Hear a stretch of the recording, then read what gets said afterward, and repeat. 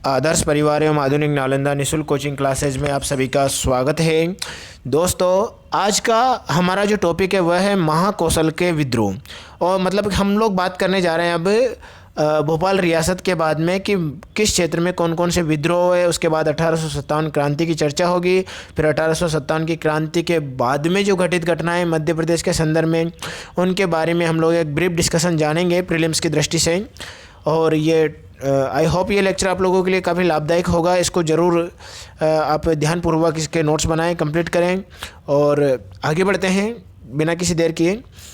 चलिए, सबसे पहले हम बात करते हैं महाकौशल क्षेत्र का विद्रोह। महाकौशल का विद्रोह इसको क्यों बोला गया? क्योंकि मध्य प्रदेश का एक क्षेत्र है महाकौशल वाला रीजन। जैसे मान लीजिए कि ये मध्य प्रदेश हमारा हो गया, तो महाकौशल क्षेत्र में इस वाले क्षेत्र को हम लोग लेंगे महाकौशल के क्षेत्र के रूप में। कौन सा क्षेत्र हो जाएगा हमारा? ये वाला जो क्षेत्र है मध्य प्रदेश के दक्षिण मध्य वाला क्षेत्र, इसको हम लोग बोलेंगे महाकौशल का क्षेत्र। तो महाकौशल क्षेत्र में हम लोग इसमें शामिल करेंगे। ओके, नेक्स्ट हम बात करते हैं कि महाकौशल क्षेत्र में विद्रोह कैसे शुरुआत हुई। तो अंग्रेजों के विरुद्ध मध्य प्रदेश में विद्रोह 1818 ईस्वी में महाकौशल क्षेत्र में शुरू होता है। यहाँ पे घटना क्या करती है कि नागपुर के शासक थे, मराठा शासक थे अप्पाजी भोसले। इनको अंग्रेजों द्वारा क्या कर दिया गया? मंडला, बैतूल, सिवनी, छिंदवाड़ा और नर्मदा कछार, इन क्षेत्रों से क्या कर दिया गया? बोला कि आप इन क्षेत्रों को छोड़ दीजिए, आप यहाँ पर शासक बनने योग्य नहीं है। अप्पाजी भोसले ने कहा, ऐसा क्यों? ये मेरे साथ अन्याय हो रहा है। उन्होंने कुछ अरब सैनिकों की सहायता ली और अरब सैनिकों की सहायता से मुल्तई, जो वर्तमान में बैतूल में पड़ता है, वहाँ से अंग्रेज़ों के विरुद्ध संघर्ष करना शुरू कर दिया, लेकिन वो पराजित हो गए। लेकिन याद रखिएगा, पूछा तो जाता है ना कि पहला विद्रोह किसके द्वारा किया गया? तो अप्पाजी भोसले के द्वारा महाकौशल क्षेत्र में किया गया, मुल्तई से। ठीक है, ओके। नेक्स्ट आगे बढ़ते हैं। फिर ऐसा ही विद्रोह 1833 में रायगढ़ के राजा जुझार सिंह के पुत्र थे देवनाथ सिंह, इन्होंने किया। लेकिन अंग्रेज उस समय पे मजबूत थे, प्रतिभाशाली थे और तकनीकी बहुत ज़्यादा थी, उनके पास बंदूकें थी, इनके पास तलवारें थी, तो जीत गए। फिर ऐसा ही विद्रोह की आग हमें 1842 में भी देखने को मिलती है। एक संधि होती है, दुर्बी संधि। इसके कारण सागर, दमोह, नरसिंहपुर, जबलपुर, मंडला, होशंगाबाद आदि क्षेत्रों में विद्रोह हमें देखने को मिलते हैं। जो ये प्रमुख विद्रोह इस समय पे होते हैं। और विद्रोह करने वाले प्रमुख व्यक्तियों में कौन कौन से थे?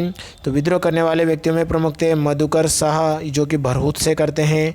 एक थे जवाहर सिंह बुंदेला, इन्होंने चंद्रपुर सागर से किया। दिल्लन शाह ने मदनपुर नरसिंहपुर से किया। किरण शाह ने हेरापुर से किया। ये सारे शासकों ने इन समय पे विद्रोह किया दुर्बी संधि के विरुद्ध। लेकिन अंग्रेज बहुत ही ज़्यादा मजबूत थे, सेना उनकी बहुत मजबूत थी, तकनीकी से लैस थी। विद्रोही हार गए, अंग्रेज जीत गए। ओके, हमारे स्वतंत्रता सेनानी लड़े। उसके बाद बात करते हैं 1857 की क्रांति के बारे में। 1857 की क्रांति भारतीय इतिहास में बहुत ही महत्वपूर्ण, जिसको हम लोग भारत का प्रथम स्वतंत्रता संग्राम भी कहते हैं। इस स्वतंत्रता संग्राम पर डॉक्टर वी सावरकर या वीर सावरकर के द्वारा एक किताब भी लिखी गई 1857 की, या प्रथम स्वतंत्रता संग्राम के नाम से। और निश्चित ही इसके बारे में कई सारे महापुरुषों ने कई सारे कथन दिए, कई सारे हमारे स्वतंत्रता सेनानियों ने अपना बलिदान दिया। और इसके बारे में हम लोग बात करते हैं कि इसका प्रभाव मध्य प्रदेश पे किन क्षेत्रों पर था और किन क्षेत्रों में मध्य प्रदेश ने इसमें योगदान दिया। ठीक है, बात करते हैं इसकी शुरुआत की। तो शुरुआत इसकी होती है 3 जून 1858। ये शुरुआत होती है नीमच की छावनी से और अंग्रेजी बंगलों के विरुद्ध वहाँ पर आग लगा दी गई सैनिकों के द्वारा। और इसका संदेश भी जो था वो था रोटी और कमल। विद्रोह को दबाने वाले ने जो अंग्रेज अधिकारी थे वो थे कर्नल CB सॉबर्स। अधिकारी का नाम क्या था? Colonel CB Sobers. ओके, अब जो नीमच वाली छावनी थी, वहाँ से नीमच का किला, निम्बाहेड़ा जो क्षेत्र था, वहाँ पर सैनिकों के द्वारा अधिकार कर लिया गया। इस कारण क्योंकि शुरुआत विद्रोह में सैनिकों द्वारा बड़े स्तर पर की गई, जगह जगह सैनिकों ने विद्रोह किए, तो निश्चित ही कई बार इसको अंग्रेज़ों ने नाम दिया कि ये एक सिपाही म्यूटिनी थी, सिपाही विद्रोह था, सैन्य विद्रोह था, है ना, सोल्जर रिवोल्ट था, सिपाही म्यूटिनी थी। लेकिन हमारे लिए तो स्वतंत्रता संग्राम था प्रथम, क्योंकि हमें पता है कि हमारे तो पूर्वज भी लड़े थे इसके लिए। बहुत सारे लोगों ने अपना बलिदान दिया, जिसमें सैनिक भी थे, किसान भी थे, मजदूर भी थे, शासक भी थे, राजा भी थे, सभी लोग थे। तो हम लोग क्यों मान सकते हैं? भैया अंग्रेजों की बात थोड़ी मानेंगे। हमारा प्रथम स्वतंत्रता संग्राम था। ठीक है, नेक्स्ट बात करते हैं कि इसमें लड़ने वाले प्रमुख व्यक्तित्व कहाँ से थे और कहाँ से बिलोंग करते थे, तो ये याद रखिएगा, बहुत इंपॉर्टेंट है। शेख रमजान ने सागर क्षेत्र से विद्रोह किया था। शंकर ठाकुर प्रसाद ने गढ़मंडला से किया था। श्री बहादुर, जिनका नाम देवी सिंह भी देखने को मिलता है, उन्होंने राघवगढ़ से किया। नारायण सिंह ने रायपुर से विद्रोह किया। तात्या टोपे इस क्रांति के प्रमुख सेनानियों में से एक। कानपुर, झांसी, ग्वालियर 3 क्षेत्रों से विद्रोह करते हैं। ये झांसी की रानी के साथ भी लड़ते हैं तो कानपुर के नाना साहब के भी साथ भी लड़ते हैं। और जब दोनों वो पराजित हो जाते हैं तो व्यक्तिगत तौर पर भी 2 साल तक लड़ाई को जारी रखते हैं तात्या टोपे, लेकिन एक गद्दार की वजह से इनको ये पकड़ लिए जाते हैं और उस गद्दार की वजह से इनको फांसी दे दी जाती है। गद्दार का नाम आप खुद जानते हैं, आगे बात करेंगे। ठीक है, रानी लक्ष्मीबाई उस समय पे झांसी से लड़ी और उसके बाद में जब झांसी से ये पराजित हो गई तो कालपी पर इन्होंने अधिकार किया, कालपी पर फिर लड़ी। आगे हम बात करेंगे इनके बारे में बारी बारी से, सभी स्वतंत्रता सेनानियों के बारे में हमारा टॉपिक भी रहेगा। अभी बात कर लेते हैं, झांसी से ही झलकारी बाई लड़ी जो कि इनकी सहायिका थी, अंगरक्षिका थी। टांट्या भील ने खरगोन से इस विद्रोह को क्रांति दी। इसके बाद हम लोग बात करते हैं शहादत खान। शहादत खान लड़ते हैं महू वाले क्षेत्र से। और रानी अवंतीबाई रानी है ये, रानी नहीं, रानी अवंतीबाई लड़ती है रामगढ़ से। भीमा नायक ने मंडलेश्वर से, खरगोन से इस विद्रोह को क्रांति दी। गिरधारी बाई भी रामगढ़ से ही, जो कि रानी अवंतीबाई की सहायिका थी, इनके द्वारा भी ये लड़ाई लड़ी जाती है। सुरेंद्र राय ने संबलपुर छत्तीसगढ़ से लड़ाई लड़ी तो डेलन शाह नरसिंहपुर से विद्रोह करते हैं। ये प्रमुख विद्रोही थे। अब इनसे संबंधित प्रमुख तथ्यों के बारे में हम लोग बात करते रहते हैं, प्रमुख फैक्टों को ध्यान लेते हैं।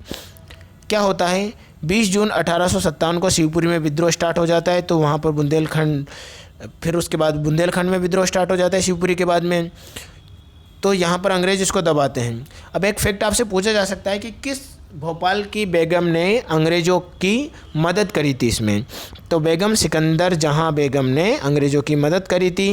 कर्नल ड्यूरेंड, कर्नल स्टोकेटो, टेबन, है ना, और मतलब ये कर्नल स्टोकेटो टेबन एक ही नाम है, कैप्टन लूडो और कोब, इनको शरण दी थी। बाद में ये विद्रोह को दबाने में सफल हो पाए।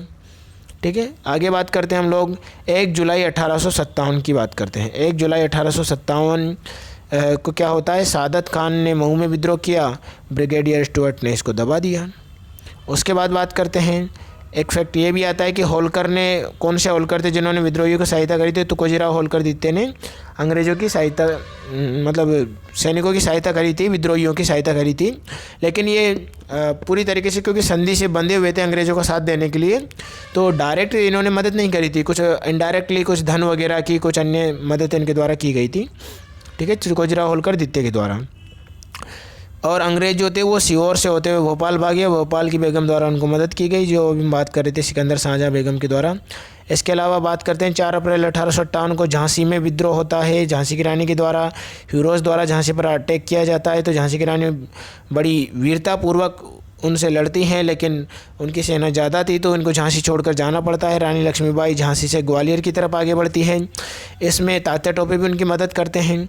18 जून 1858 को क्या होता है कि ग्वालियर के निकट जो जगह है वहाँ पर रानी लक्ष्मीबाई के साथ में बड़ी संघर्ष होती है। एक तरफ तो स्मिथ की सेना आ जाती है, दूसरी तरफ यूरोज की सेना थी, तो दोनों मिलकर रानी लक्ष्मीबाई को पराजित कर देते हैं। तो रानी लक्ष्मीबाई घायल होने के बाद में वहीं पर वीरगति को प्राप्त कर जाती है 18 जून 1858 को।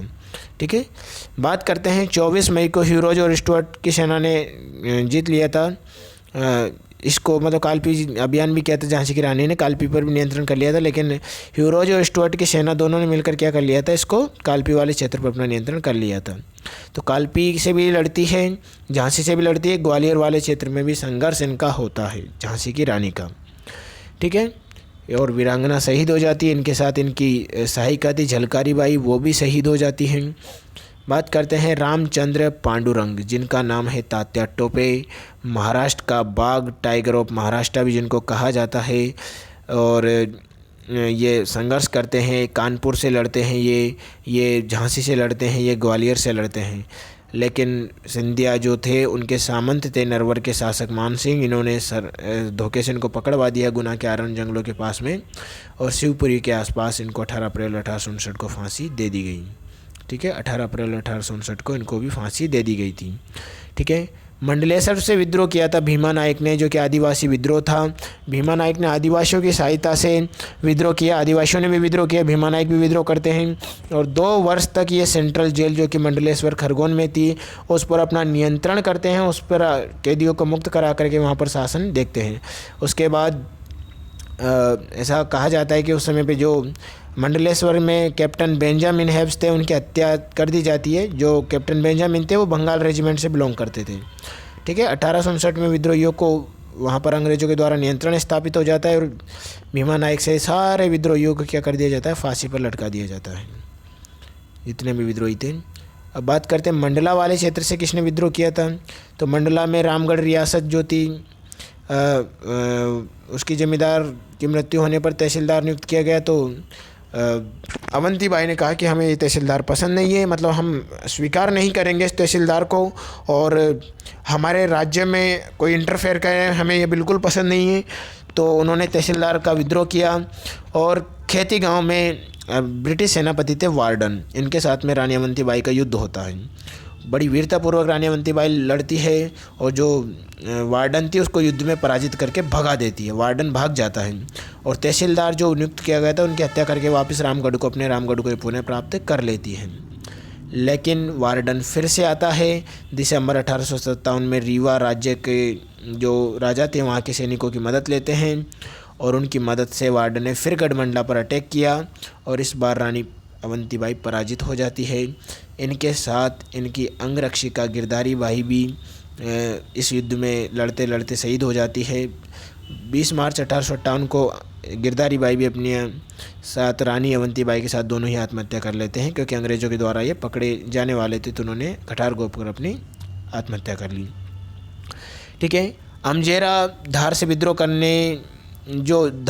कर रहे थे राजा बख्तावर सिंह, उनका फ़ायदा उठा करके शहजादा हुमायूं ने क्या किया, कुछ सैनिकों की मदद से, वहाँ पर राजस्थान के कुछ सैनिक और आसपास के कुछ सैनिकों की मदद से क्या किया, मंदसौर के क्षेत्र को अपने नियंत्रण में कर लिया और स्वयं को बोल दिया कि मैं स्वतंत्र शासक हूँ, है ना। शहजादा हुमायूं ने स्वतंत्र शासक स्वयं को घोषित कर दिया था। ठीक है, तो ये फैक्ट याद रखिएगा, बहुत इंपॉर्टेंट है। अमजेरा धार का फ़ायदा उठाकर इन्होंने मंदसौर में विद्रोह किया था। ओके, अब बात करते हैं टांटे भील के बारे में। इनके बारे में और हम डिटेल से पढ़ेंगे, लेकिन इन्होंने विद्रोह कहाँ से किया, खरगोन ज़िले से। जन्म वीरी गांव खरगोन में ही हुआ था। टंडरा भी जिनको बोला जाता है, टांटिया मामा भी हम लोग इनको बोलते हैं, आदिवासियों के रॉबिन हुड भी बोलते हैं। बहुत ही लड़ाकू योद्धा, और ये अपनी बहन सुरेखा से राखी बंधवाने जा रहे थे 1889 को, लेकिन रास्ते में इनको पकड़ लिया गया और 1889 को फांसी दे दी गई जबलपुर के आसपास। बहुत लंबे समय तक इन्होंने विद्रोह को बनाए रखा टांटिया भील ने, बहुत इंपॉर्टेंट है। ठीक है, इनके बारे में आगे भी हम लोग पढ़ेंगे, अभी कंप्लीट नहीं हुआ है, लेकिन अभी हम क्रांति के बारे में पढ़ रहे हैं तो उनके साथ इनका भी नाम हमें पढ़ना है।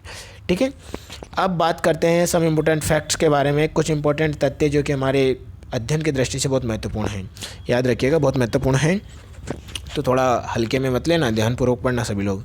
पहला फैक्ट, बांदा के नवाब अली बहादुर द्वितीय जो कि बाजीराव प्रथम के वंशज कहे जाते हैं, इन्होंने रानी लक्ष्मीबाई की इस विद्रोह में सहायता करी थी। बांदा कहाँ पड़ता है, उत्तर प्रदेश में, तो इन्होंने इस विद्रोह में इनकी सहायता करी थी। रानी लक्ष्मीबाई भले ही शहीद हो गई हो, हार गई हो अंग्रेज़ों से, लेकिन अंग्रेज भी उनकी प्रशंसा करने से नहीं थकते थे। इतनी वीर थी कि कैप्टन ह्यूरोज जो इस युद्ध में महत्वपूर्ण भूमिका निभाता है, वो खुद कहता है कि रानी लक्ष्मीबाई विद्रोही नेताओं में अकेली मर्द थी। ठीक है, ये लक्ष्मीबाई के बारे में उनके कथन थे कि रानी लक्ष्मीबाई विद्रोही नेताओं में अकेली मर्द थी, बहुत ही वीरता से लड़ी थी। होशंगाबाद से विद्रोह का नेतृत्व दौलत सिंह और पंडित बाबा साहब द्वारा करते हैं। इन्होंने विद्रोह का केंद्र बनाया था हरदा और नेमावर से, याद रखिएगा, नेमावर और हरदा से ये बाबा पंडित साहब और दौलत सिंह के द्वारा किया जाता है। इसके अलावा बालाघाट का विद्रोह चिमनालाल पटेल के नेतृत्व में किया जाता है। अमजेरा धार से विद्रोह का नेतृत्व बख्तावर सिंह, ये गलत लिख दिया, बख्तावर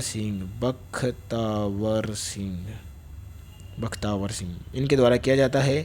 10 फरवरी 1858 को इनको भी फांसी दे दी जाती है।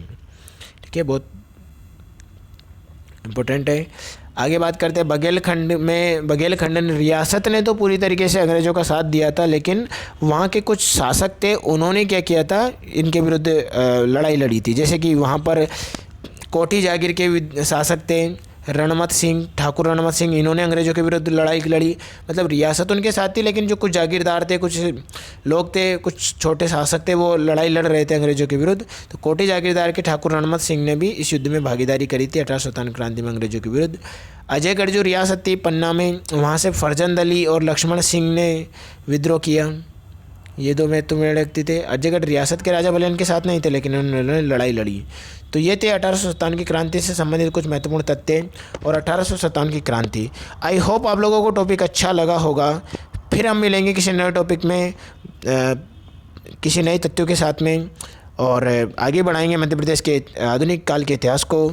तब तक के लिए धन्यवाद, ऑल द बेस्ट।